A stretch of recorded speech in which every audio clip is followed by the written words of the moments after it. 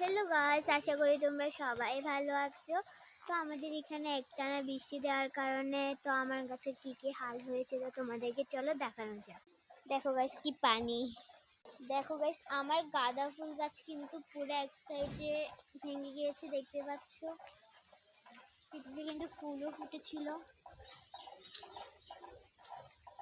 এই যে এটার পাশে আরেকটা আছে, এটাও কিন্তু দেখো কি অবস্থা, বেঁকা হয়ে গেছে।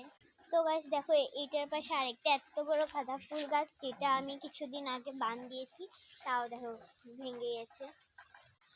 তো গাইস দেখো আমার নয়নতারা ফুল গাছগুলো কিন্তু একদিকে ঝুঁকে গিয়েছে। আর দেখো গাইস আমার কত সুন্দর সুন্দর পদ্মলিকা ফুল গাছও দেখো কি হয়ে গেছে, দেখতে পাচ্ছ তোমরা সব। আর গাইস দেখো আমাদের মরিচ গাছটা কি অবস্থা হয়েছে।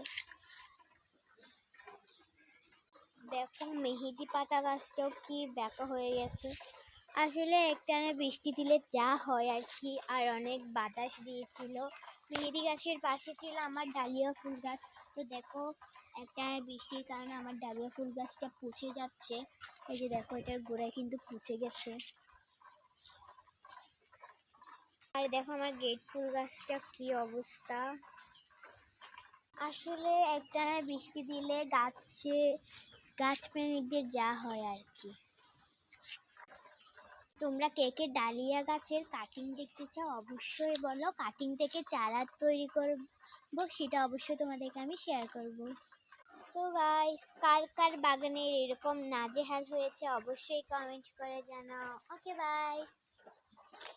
তো আমি এগুলো ঠিক করি, ততক্ষণে তোমরা কমেন্ট করে জানাও কার কার এরকম অবস্থা হয়েছে গাছে। বাই।